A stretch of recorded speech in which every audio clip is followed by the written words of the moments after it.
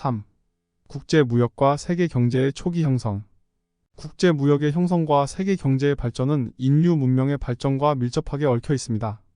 다양한 문화적, 경제적 활동이 교차되면서 세계경제의 초기 형성에 기여했습니다. 이 과정에서 중요한 역할을 한 주요 과정들은 다음과 같습니다. 고대와 중세의 세계교역. 고대부터 지중해 지역과 중동 사이에 존재했던 광범위한 교역. 네트워크를 올드 월드 트레이드라고 합니다. 이 무역은 초기 세계 상업과 문화 교류의 형성에 중요한 역할을 했습니다. 여기에 대한 주요 측면을 살펴보겠습니다. 지리적 범위와 참여자 올드 월드 트레이드는 지중해 분지를 포함하여 중동까지 이어지는 지역을 포괄했습니다. 이는 메소포타미아, 수메르, 바빌론, 이집트, 페니키아, 그리고 후에는 페르시아 제국과 같은 고대 문명을 포함합니다.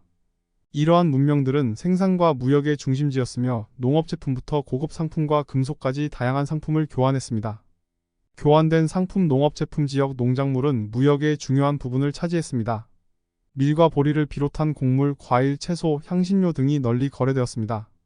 메소포타미아의 티그리스와 유프라테스 강 주변의 비옥한 땅과 이집트의 니로 강 주변의 땅은 과잉 농업 생산을 가능하게 하여 도시 센터를 지원하고 무역을 촉진하는 데 중요했습니다. 금속 및 광물 이 지역은 구리, 주석 등 자원이 풍부했습니다. 이러한 금속은 도구, 무기 및 의식적 물품으로 채굴되었으며 무역 네트워크에서 고가의 상품으로 평가되었습니다. 메소포타미아와 이집트에서의 금속 학 발전은 그들의 경제적 번영과 기술적 진보에 중대한 역할을 했습니다. 고급 및 특수 상품 올드 월드 트레이드는 또한 고급 상품과 특수 제품의 교환을 포함했습니다. 이는 이집트의 리넨, 메소포타미아의 양털, 그리고 나중에는 실크로 중국을 통해 통합된 실크와 같은 직물을 포함했습니다. 금 및 은과 같은 귀중품, 보석, 상아 및 향기로운 나무 수지도 무역되었으며 이는 문명 간의 높은 지위의 상품 수요를 반영했습니다. 무역 경로와 네트워크 육상 무역 경로. 무역 경로는 고대 근동의 주요 도시와 정착지를 연결했습니다.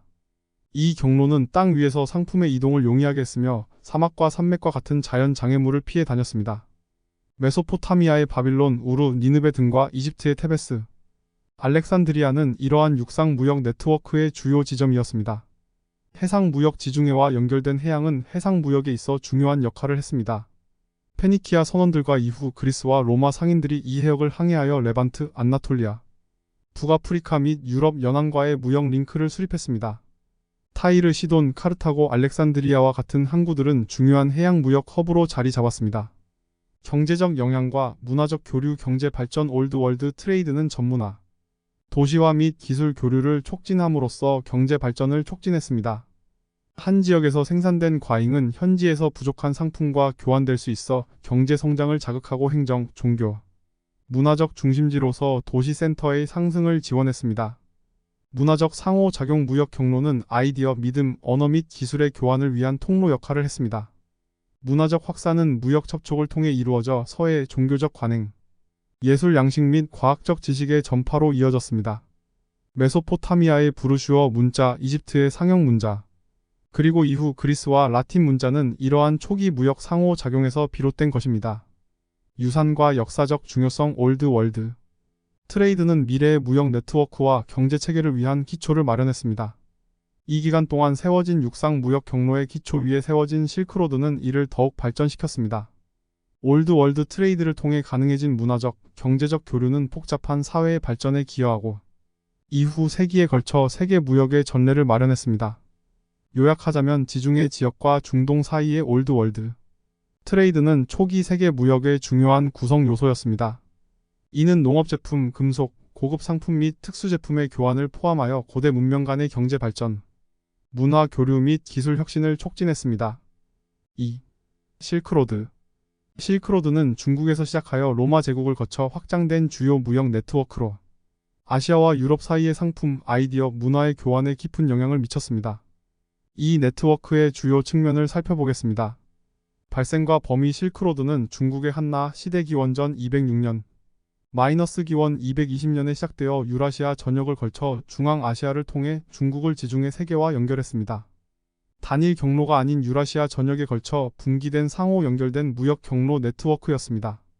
교환된 상품 실크로드는 중국 실크의 거래로 명명되었으며 그 품질과 장인 정신으로 유명했습니다. 실크는 지중해와 유럽 시장에서 높은 가치를 지니며 그 고급스러움과 문화적 세련을 상징했습니다. 향신료와 고급 상품 실크로드는 피망, 시나몬, 생강, 클로브와 같은 향신료의 거래를 촉진했습니다. 이들은 그들의 요리 및 의학적 사용으로 인해 소중히 여겨졌습니다. 다른 고급 상품으로는 귀금속금, 은, 보석, 상아, 유리 제품, 그리고 이국적인 나무가 포함되었습니다. 직물과 도자기 실크 외에도 인도와 중앙아시아에서의 직물과 중국 도자기가 거래되었습니다. 중국 도자기는 그 내구성과 미학적 매력으로 유명했습니다. 문화적 및 지적 교류 실크로드는 물리적 상품뿐만 아니라 불교, 이슬람, 기독교와 같은 종교, 철학, 기술 종이 제조, 인쇄, 예술 스타일 그리코 마이너스 불교, 예술 등의 교환을 위한 통로 역할을 했습니다. 무역 경로와 네트워크 북부 경로 실크로드의 북부 경로는 중앙 아시아를 통해 중국을 사마르칸드와 부하라 같은 도시들과 연결한 후 지중해 항구로 이어졌습니다.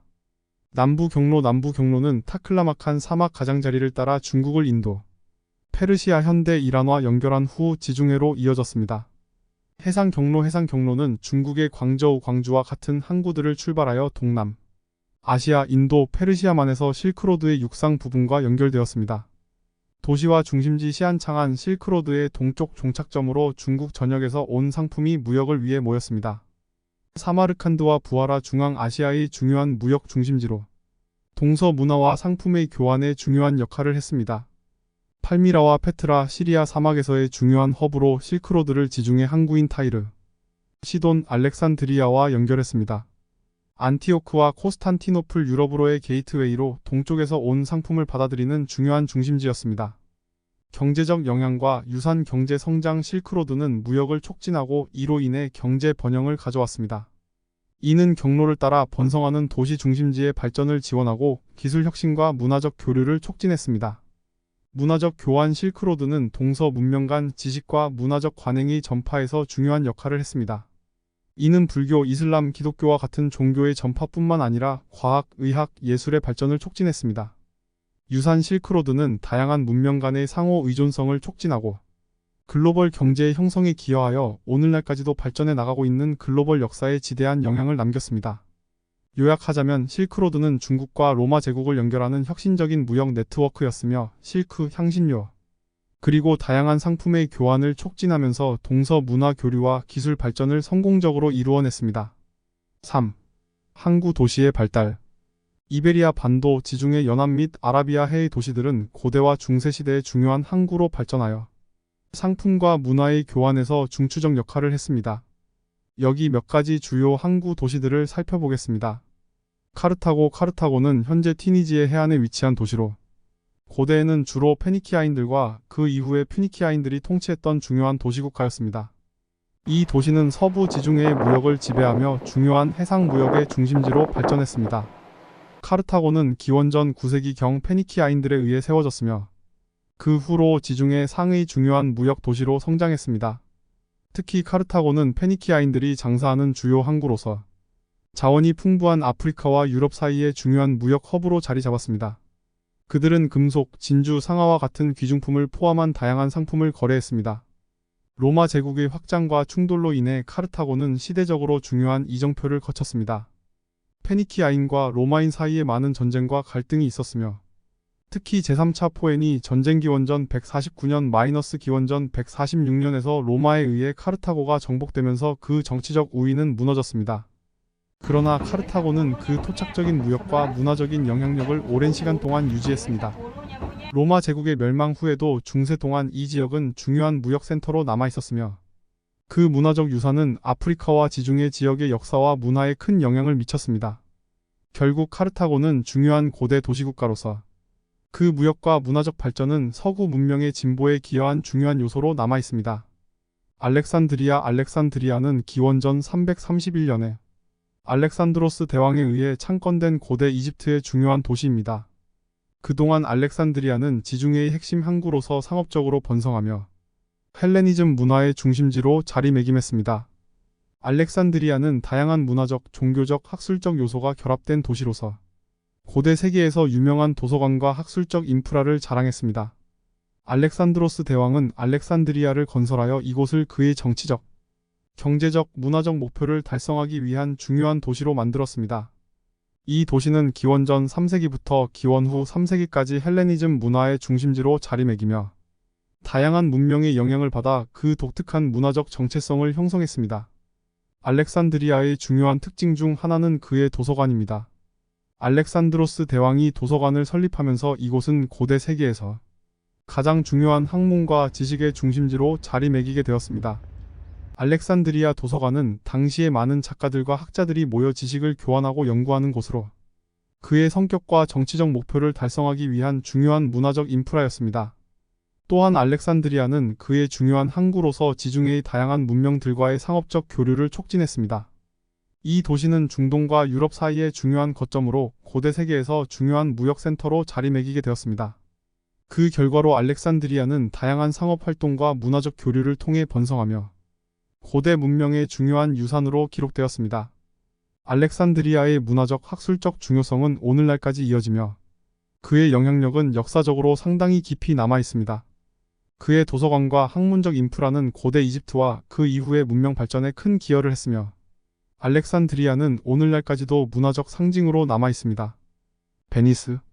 베니스는 이탈리아 북동부 해안에 위치한 도시로 중세와 르네상스 시대의 주요 해상 권력으로 떠오르게 되었습니다.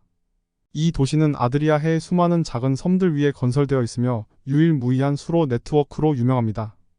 베니스의 수로 시스템은 도시를 육지와 연결하며 동시에 유럽과 동아시아 사이에 중요한 무역 경로를 제공했습니다. 베니스는 상업적인 번영을 통해 문화적 교류를 촉진하였습니다. 특히 중세시대에는 베니스가 동아시아와의 중개무역에서 큰 역할을 했습니다. 베니스의 상인들은 비잔티움 제국과 이슬람 세계, 그리고 중국과의 교역을 통해 다양한 상품을 유럽으로 수입하였습니다. 이들 상업적 활동은 베니스를 유럽에서 가장 부유하고 권력 있는 도시로 만들었으며 베니스는 중세 유럽의 주요 상업 중심지로 자리매김했습니다. 베니스의 상업적 번영은 문화적 교류와 예술 발전을 촉진했습니다. 르네상스 시대에는 베니스에서는 독특한 건축 양식과 예술 스타일이 발전했으며 베니스 학파라 불리는 특유의 화풍이 형성되기도 했습니다.